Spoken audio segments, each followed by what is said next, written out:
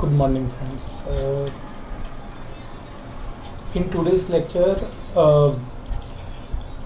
we'll discuss sum number 23. And up to the past lectures, we have already gone through formulas of labor variances as well as 2 to 3 sums relating to labor variance. Now in today's session we will discuss whole sum relating to the labour variance. तो पूरे जो labour variance का जो point है, पूरे जो हमारा जो चैप्टर का मेन पार्ट है, that we are going to discuss.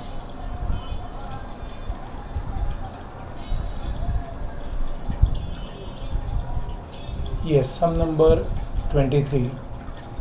Now first of all हम लोग ये सम को पढ़ लेंगे कि सम में क्या दिया है, what is given in this sum definitely, and thereafter only we would like to proceed to the sum. पहले हम सम को पूरा देख लेंगे कि सम में क्या बोला गया है, what is required in this sum, and then after we would like to calculate the sum. See the data relating to the workers employed in a factory for production of 1 unit of a product, एक unit के product के लिए हमें datas दिए गए हैं। उसमें अलग अलग तरह के हमें लेबर दिए गए हैं, skilled, unskilled, semi skilled. This are the different types of labour. और एक यूनिट बनाने के लिए we are given standard hours for skill labour it is 15, for unskilled it is 24, for semi skilled it is 12, and wage rate that is 1, that is per hour it is 4 rupees, 2 rupees and 3 rupees respectively. हमें ये सारी information दी गई है और total जो कि हमें दिया गया है वो multiplication 15 into 4 is equal to 60 rupees, 24 into 2 48 rupees and 12 into 3 is equal to 36। Actual performance that is actual production of 100 units were produced, and in actual performance we are given skilled, unskilled, semi-skilled. These are the actual hour for 100 units, that is 1400 units, that is 1400 hours to 3000 hours, 1260 hours. These are the actual performance.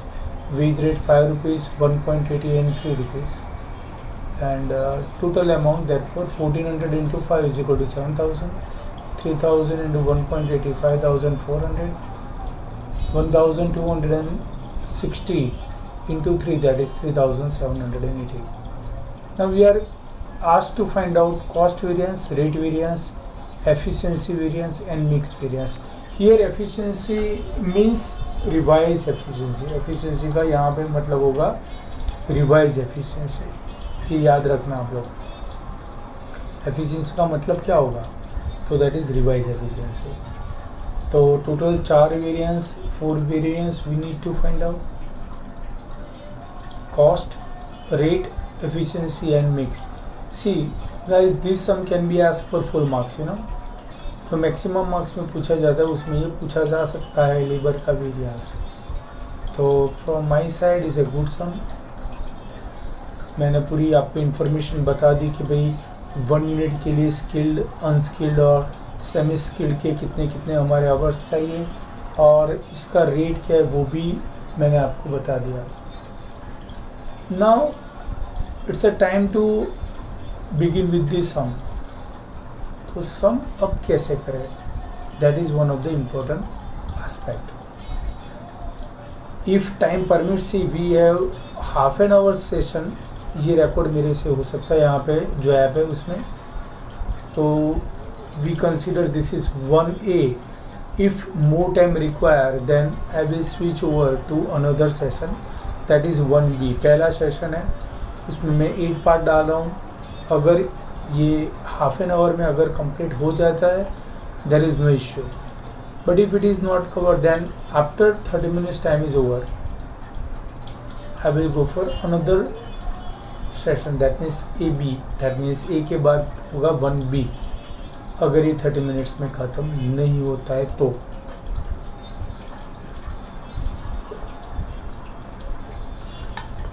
So guys, before jumping into this sum, first of all you make it clear कि पूरी information आपके पास हो। You should have this information before calculating this sum. I again repeat, मैं एक बार और से बता दूँ, जैसे मटेरियल में था फुल मार्क्स का सम, ऐसे ही लेबर में ये फुल मार्क्स का सम है, without any doubt. So hopefully you just go through this sum carefully, hold the part, पूरा जो पार्ट है वो आपको बराबर से ध्यान में रखना पड़ेगा, और उसके हिसाब से स्टेप 1 स्टेप 2, अगर स्टेप 3 रिक्वायर है तो step 3 we will do, and then obviously application of formula. So let's begin with this sum now.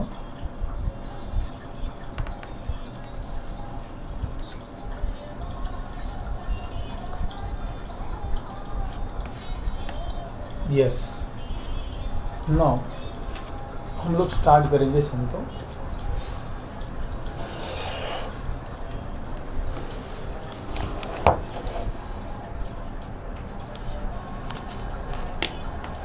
यह है सम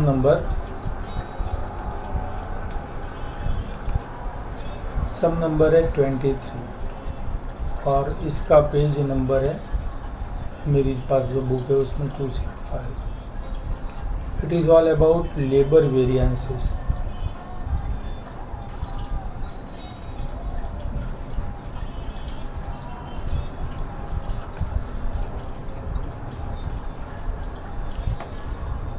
Guys, this is the sum in which we are given more than one type of labor. एक से ज़्यादा type का labour दिया गया है। That means we need to go through step number 1. Step number 1 जो हमारे पास है उसके हिसाब से हमें ये कैलकुलेट करना पड़ेगा। यहाँ पे step number 1, what is step number 1 ना, यहाँ पे होगा type of labour, we have SHAP standard hours for actual production, then we have SR, multiplication करेंगे, we will have this total standard cost, actual hours,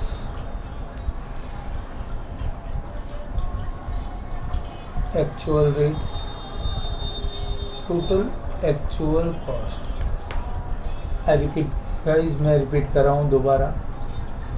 type, तो type में कौन कौन से हमारे पास है, स्किल्ड, फिर है it is semi skilled, sorry unskilled है बाद में, और लास्ट में है semi skilled. Now we need to get this standard hours for actual production because we are given actual production, and then we need to have this total standard cost, actual hours, and then actual cost.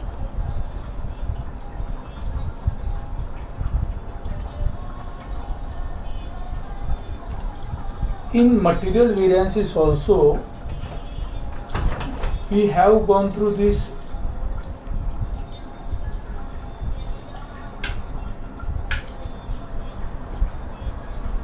standard hours for actual production, that means material में था standard material for actual production, यहाँ पे है standard hours for actual production. How it can be find out?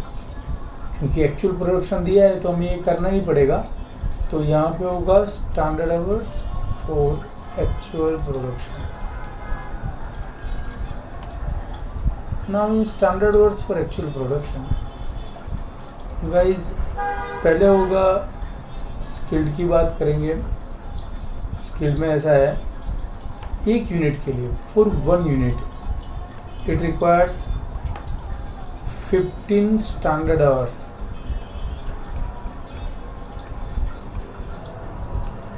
तो हमारा actual production है, यहाँ पे एक्चुअल प्रोडक्शन में दिया गया है, दैट इज 100 यूनिट्स। तो कितने हमारे स्टैंडर्ड आवर्स होंगे for actual production? The answer is equal to हो जाएगा 1500 hours for skilled. Same way unskilled के लिए, for 1 standard unit it requires 24 hours, that is 24 standard hours। हमारे पास एक्चुअल प्रोडक्शन है, that is 100 units। how many hours it requires then? It is obviously 2400। and lastly we will have semi skilled। for 1 standard unit it requires 12 hours। हमें information में ऐसा दिया गया है।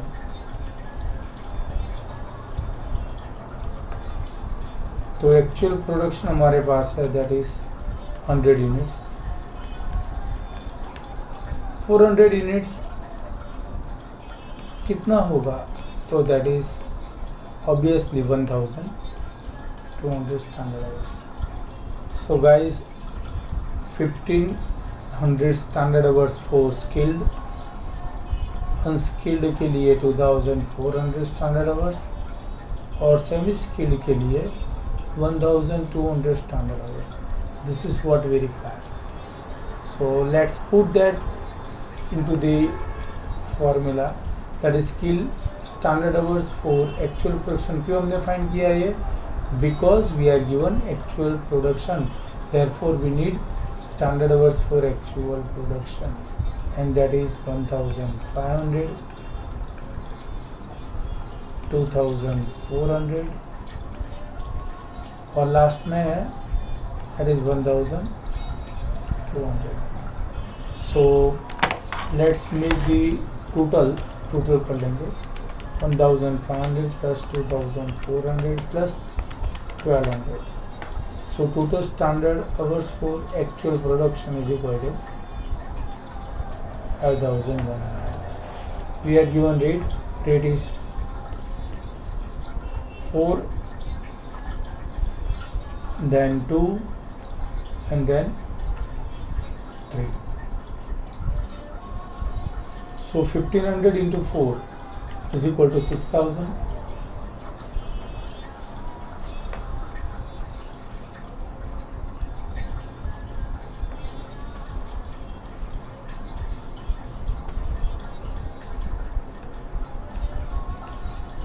into 2 4800,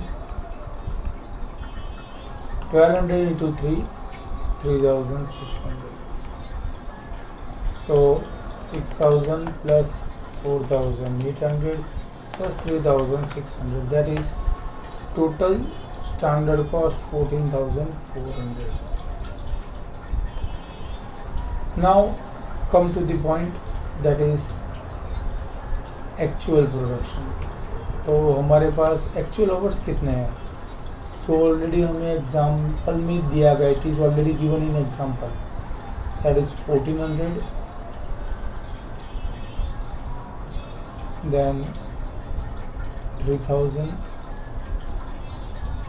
then 1260 और rate जो कि हमें दिया गया, it is already given, it is 5, sorry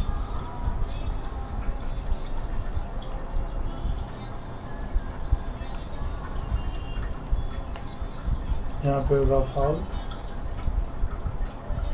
1.83 rupees. 1400 1400 into 5, 7000.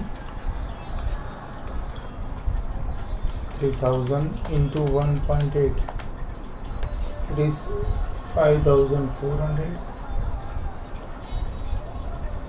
1260 into 3, it is 3780.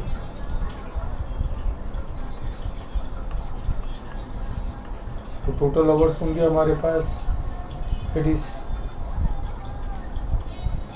5660 और यहाँ पे होगा 16180. So 1 minute, it is 7000. ये कौन से लिखेंगे, 5400.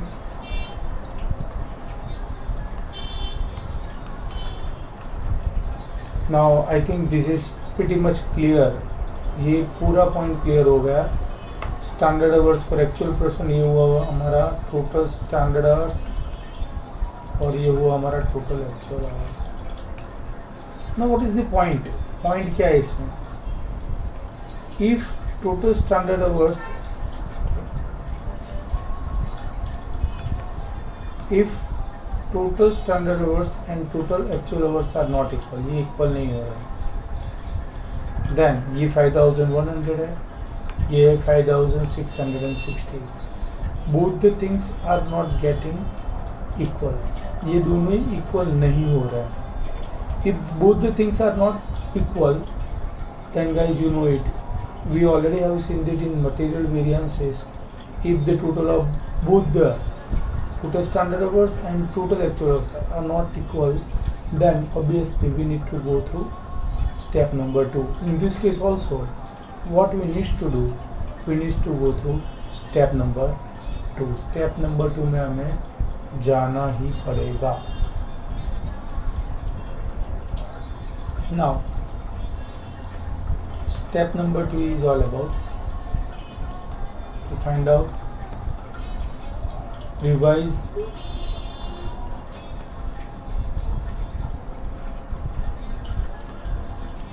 standard hours. क्यों फाइंड करना है? that you know it better now, because total actual hours और टोटल स्टैंडर्ड आवर्स ये दोनों अलग अलग आ रहे हैं. अगर सेम आते तो ये करने की ज़रूरत नहीं थी, बट दोनों का टोटल अलग अलग आ रहा है. दैट मीन्स हमें ये फाइंड करना ही पड़ेगा. How we can find? तो फॉर्मूला क्या है वो देखते हैं. Total actual hours into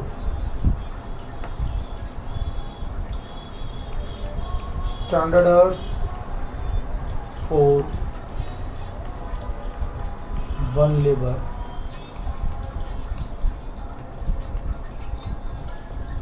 upon total standard labor hours.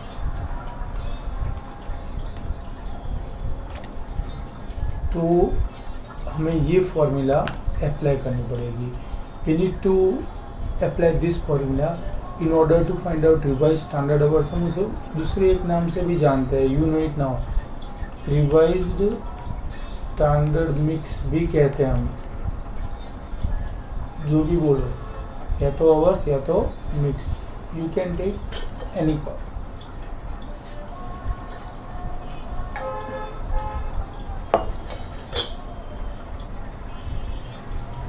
अच्छा चलिए. Now for skilled labour,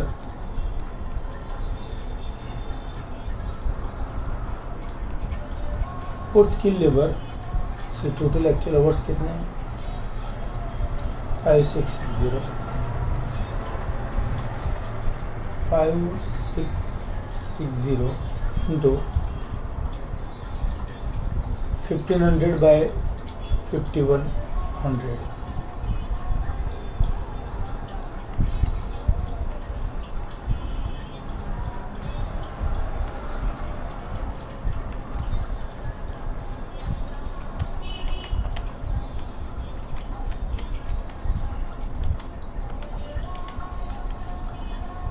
1665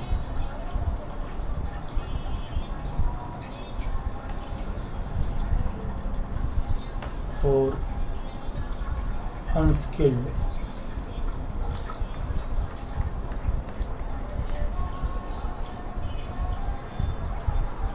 It is 5660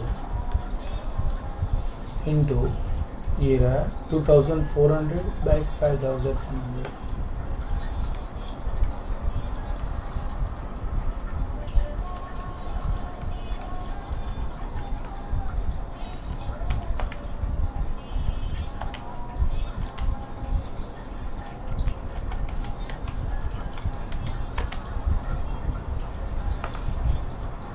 to 664 और लास्ट में हमारे पास सेमी स्केल.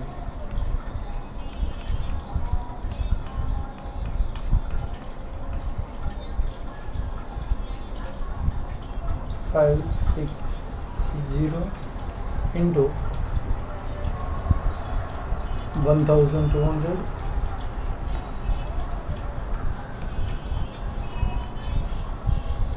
divided by 5000.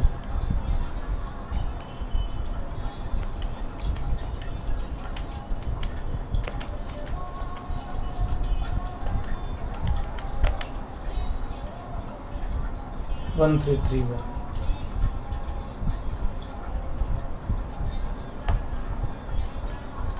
देख लेते हैं, इनका टोटल 5660 ही आना चाहिए.